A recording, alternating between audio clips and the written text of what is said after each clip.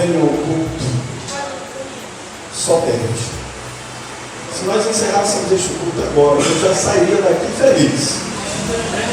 Muito feliz. Eu creio que todos os irmãos que vieram aqui estão felizes.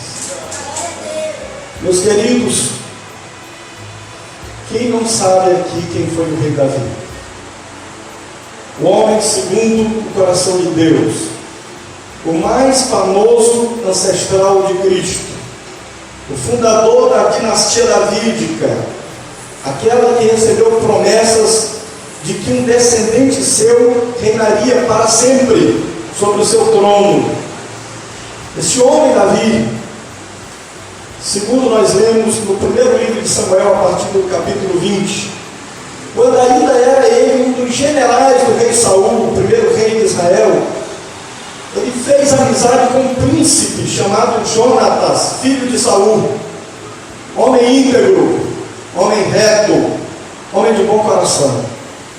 E a amizade de Jonatas e Davi, de Davi e de Jonatas, era tão sincera, tão verdadeira, que a Bíblia diz que era maior o amor que eles sentiam um pelo outro do que o amor pelas mulheres. Era o chamado amor fraterno, o amor filéu, o amor do verdadeiro amigo. E um dia, quando Saul já estava perseguindo Davi, querendo matá-lo, destruí-lo, e Jonatas, por mais de uma vez, intercedeu junto a seu pai, por seu amigo Davi, e deve ter dito: meu pai, por que você quer matá-lo? Ele é fiel a você, ele é nosso amigo. Mas Saul suspeitava que Davi fosse seu futuro rei de Israel. E Saul já estava possuído de um espírito de inveja, e a todo custo ele queria eliminar um concorrente. E um dia, Jonatas e Davi se encontram no campo. E Jonatas, como profeta, disse: Davi, eu bem sei, por verdade, que tu vais ser rei em Israel, de que Deus vai te entregar o reino de Israel.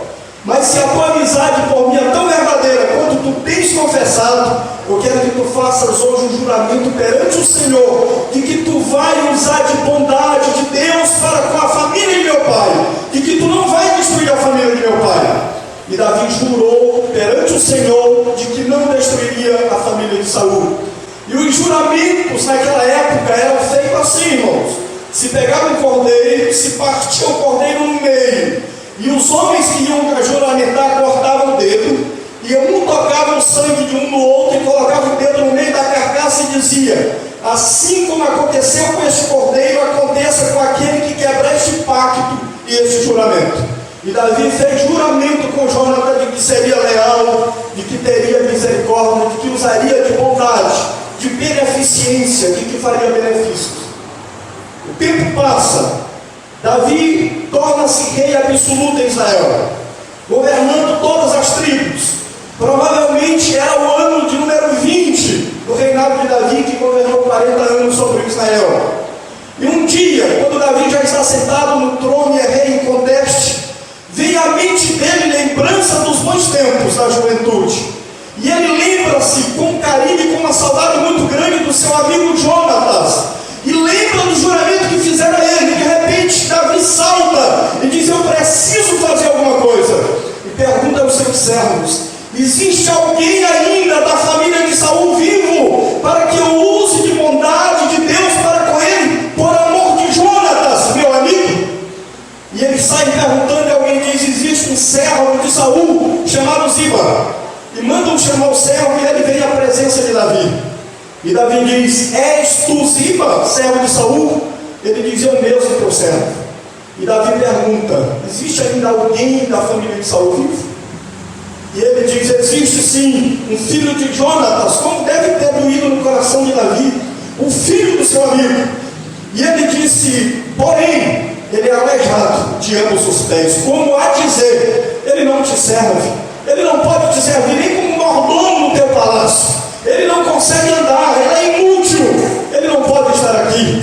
Mas Davi, como que não ouvindo a última frase de Ziba, ele diz: pois mande-o chamá-lo. Onde ele está? Se ele está na casa de Maqui, filho de Amiel, em Lodebar. E Davi diz: pois vou buscá-lo agora. Meus amados irmãos, Lodebar era uma cidade muito distante de Jerusalém. Ficava já lá na fronteira, próximo do Vale dos Leprosos, uma cidade de poucos habitantes. O nome Loth no hebraico significa não. O nome Debar significa falar, cantar, prosperar, produzir. E se você juntar as duas palavras, Lodebar significa não prosperar, não cantar, não sorrir, não vencer, não pasto, não alegria, não vida, não saúde, não esperança. Era esse o significado do nome daquela cidade. E este moço, príncipe, neto de um rei, filho de um príncipe honesto, estava vivendo na obscuridade, no anonimato, porque era um aleijado e tinha razões políticas para que ninguém soubesse que era ele. Ele não saía propalando para ninguém: eu sou Mefibosete. Até porque o nome Mefibosete significa vergonha destruidora. Ele não tinha orgulho nem do próprio nome, nem o nome lhe dava alegria. Se alguém lhe perguntasse qual é o teu nome, ele deveria dizer Mefibosete, para que ninguém entendesse o que ele estava dizendo. Meu nome é vergonha. Eu sou uma vergonha. Eu não pude continuar a história da minha família, porque a Bíblia diz que Saul era um herói de guerra.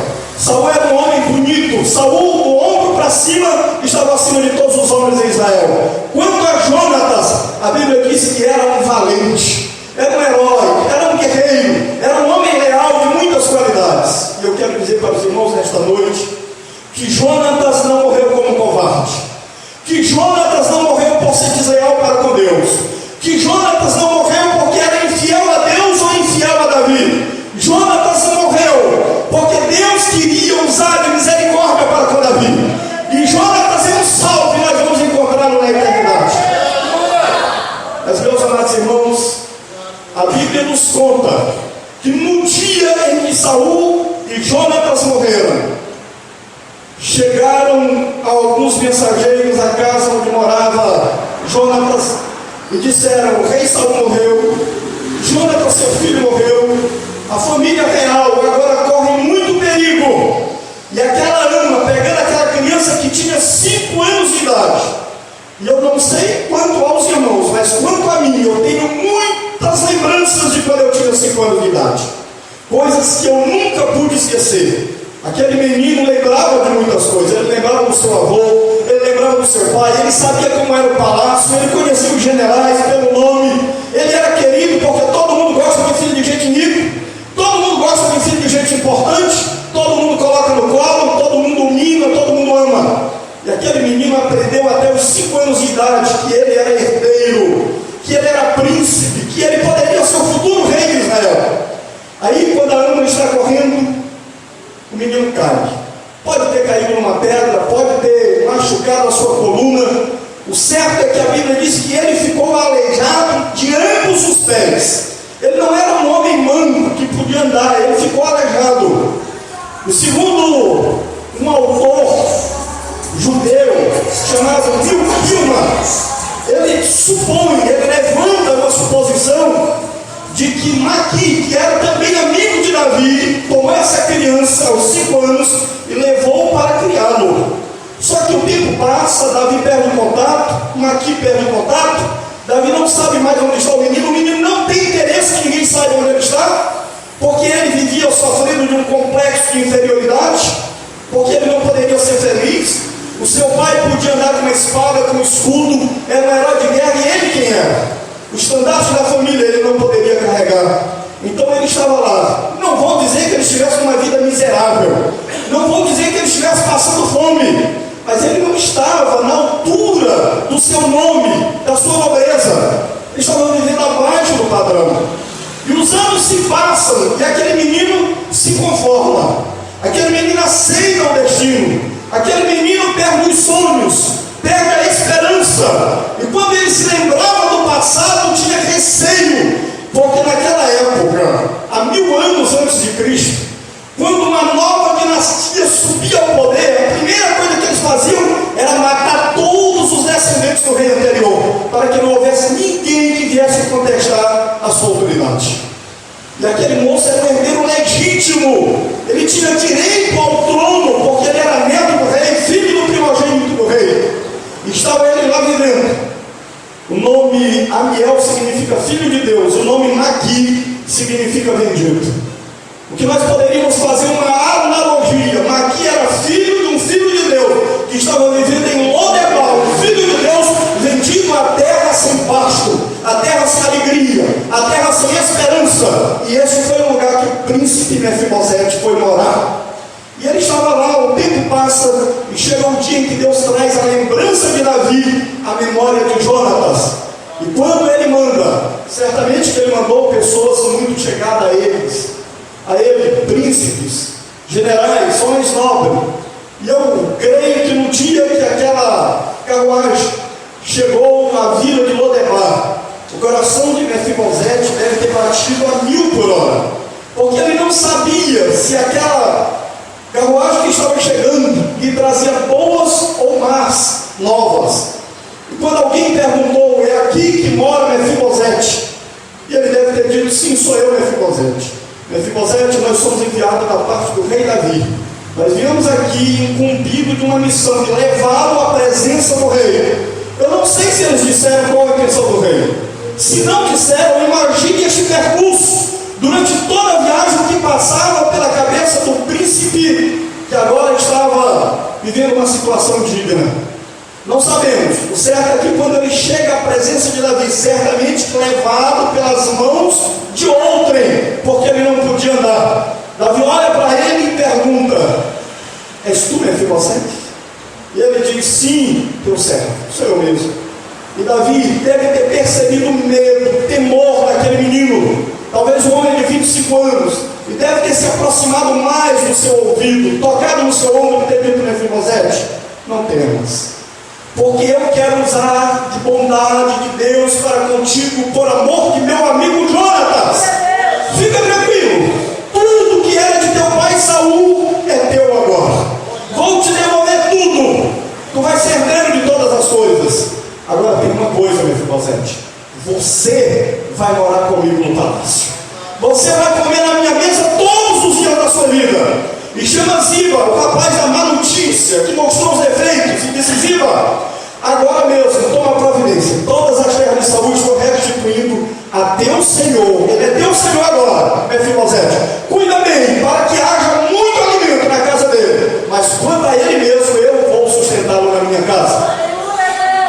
A Bíblia diz, e eu acho isso maravilhoso, e Mefibosete comia pão todos os dias, a mesa de Davi, e ele era aleijado de ambos os pés. Porque a Bíblia faz questão de enfatizar por mais de uma vez que este moço era aleijado de ambos os pés.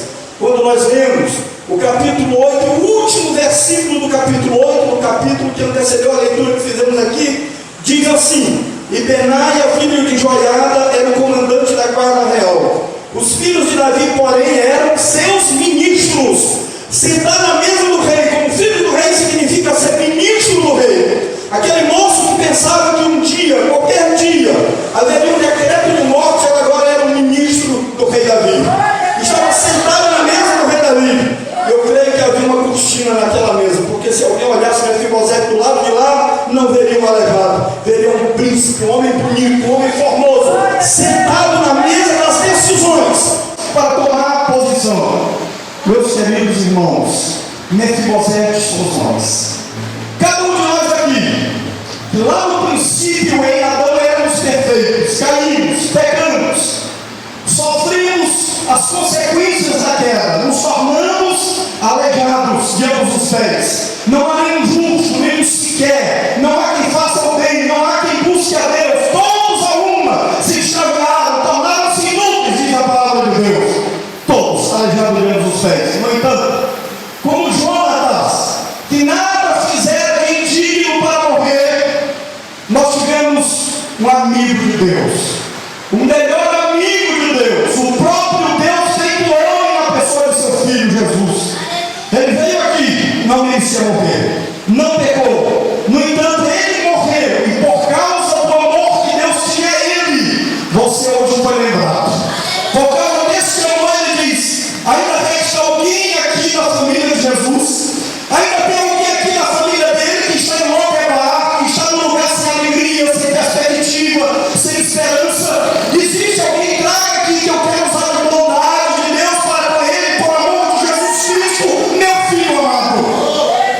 Se você está aqui nesta noite, saiba, não é pelas suas qualidades, é apesar dos seus defeitos, por amor de Jesus.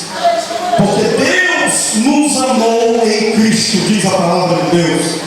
Então, meu amado irmão, qualquer que tenha sido a expectativa da tua vida, se um dia você caiu, se a queda trouxe consequências para você, e você diz, nunca mais vou andar, nunca mais vou ser o mesmo, nunca mais vou ser respeitado, saiba, alguém vai te levantar com mãos carinhosas, vai te colocar numa carruagem real, vai te colocar no palácio do rei, vai te deixar sentar na mesa do rei e te dirá, você é ministro de Deus. Está sendo restituída a tua autoridade e a tua filiação.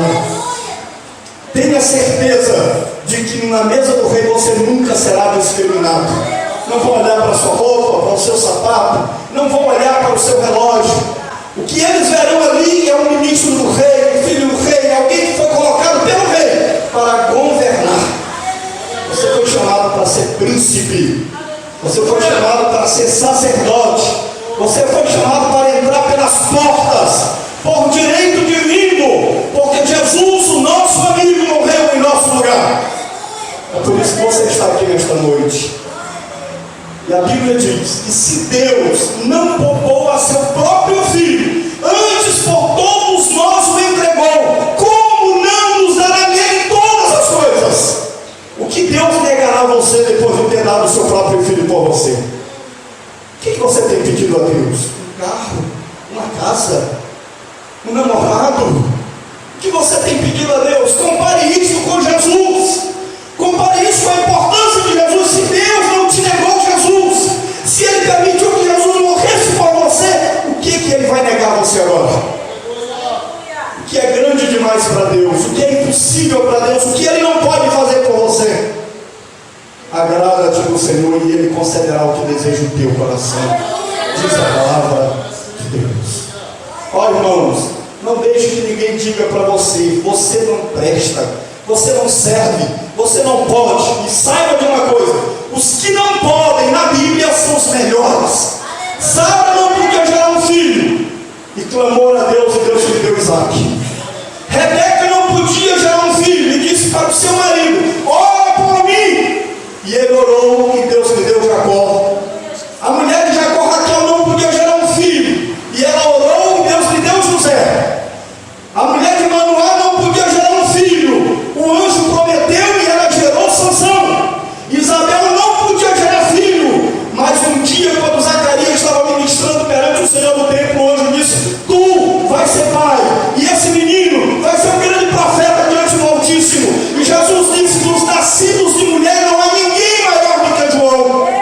Ana não podia gerar filho, e um dia ela entra no templo, e nem falar ela falou, ela só balbuciou. E o sacerdote que estava pertinho dela não ouviu, mas Deus ouviu sua oração. E Deus lhe deu Samuel. Agora Ana me impressiona, irmãos, porque Ana pediu um filho, mas na oração dela, ela disse, Senhor, se tu ouvires a oração da tua serva e da tua serva, não te esqueceres, e tu me deres um filho, eu te devolverei por todos os dias da sua vida. Porque Ana queria um filho, mas Deus queria um profeta. Ana queria um filho, mas Deus queria um sacerdote. Ana queria um filho, mas Deus queria um juiz. E Deus disse, tudo bem, Ana, feito o negócio. Quando ele devolveu o menino, Deus lhe deu mais 5 filhos. Porque 5 é o número da graça. E o nosso Deus é um Deus de abundância. Nosso Deus não é mesquinho. A Bíblia diz que Ele veio para nos dar vida e vida com abundância. Crente não é mesquinho de alegria. Crente é feliz, como disse o irmão José. E um dia, irmãos, na igreja Bereana, eu tive um dia difícil. Eu tive um dia de angústia, de tristeza. Um dia de provação. E eu olhei para a igreja e vi a igreja dividida. E um irmãozinho levantou lá e disse, pastor Zé Nilson, eu vou ficar com o Senhor. Porque o Senhor prega os espinhos. Eu aprendi o evangelho por ouvir dos espinhos. O evangelho verdadeiro, irmãos, é o evangelho dos espinhos e das flores. A Bíblia diz, muitas são as aflições do justo, espinhos, mas o Senhor de todos os livros, flores. A Bíblia diz, estas coisas vos digo, para que em mim tenhais paz, flores. No mundo tereis aflições, espinhos, mas tem bom ânimo, eu venci o mundo, flores. O evangelho verdadeiro mas o Senhor vai estar conosco.